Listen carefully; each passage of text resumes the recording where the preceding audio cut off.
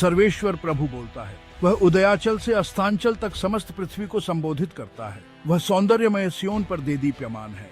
हमारा ईश्वर आएगा और मौन नहीं रहेगा। भस्म करने वाली अग्नि उसके आगे आगे चलती है और उसके चारों ओर प्रचंड आंधी। वह अपनी प्रजा का न्याय करने के लिए आकाश और पृथ्वी को संबोधित करता है।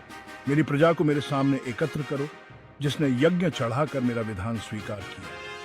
आकाश प्रभु की न्याय प्रियता घोषित करता है। ईश्वर स्वयं न्याय करता है। मेरी प्रजा सुनो, मैं बोलूंगा।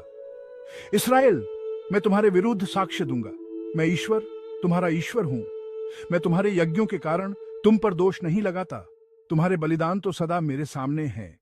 मुझे न तो तुम्हारे घरों के सांड चाहिए और न तुम्हारे बाहों के बकरे, क्योंकि जंगल के सभी जानवर और पहाड़ों पर चरने वाले हजारों चौपाए मेरे हैं। मैं आकाश के सभी पक्षियों को जानता हूं। मैदान में विचरने वाले पशु मेरे हैं।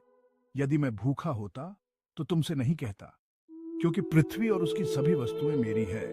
क्या मैं सौंडों का मांस खाता और बकरों का रक्त पीता हूं? ईश्वर को धन्यवाद का बलिदान चढ़ाओ और उसके लिए अपनी मन्नतें पूरी करो। संकट के समय मेरी दुहाई दो। मैं तुम्हारा उद्धार करूंगा और तुम मेरा सम्मान करोगे। ईश्वर विधर्मी से यह कहता है, तुम मेरी संहिता का तिरस्कार करते और मेरी बातों पर ध्यान नहीं देते हो, तो तुम मेरी आज्ञाओं का पाठ और मेरे विधान की चर्चा क्यों करते हो? चोर को देखने पर तुम उसका साथ देते हो और तुम व्यभिचारियों से मेल झोल रखते हो। तुम्हारे मुंह से बुराई निकलती है और तुम्हारी जीभ कपटपूर्ण बातें करती है। तुम बैठकर अपने भाई की निंदा करते और अपनी माता के पुत्र की चुगली खाते हो। तुम यह सब करते हो और मैं चुप रहूं? क्या तुम मुझे अपने जैसा समझते हो? मैं तुम्हारा एक एक अपराध गिनाकर तू पर दोष लगाता हूं। तुम जो ईश्वर को भूल जाते हो, सावधान रहो। कहीं ऐसा ना हो कि मैं तुम्हारा विनाश और तुम्हारा उद्धार करने वाला कोई ना हो। जो मुझे धन्यवाद का बलिदान चढ़ाता है, वही मेरा सम्मान करता है।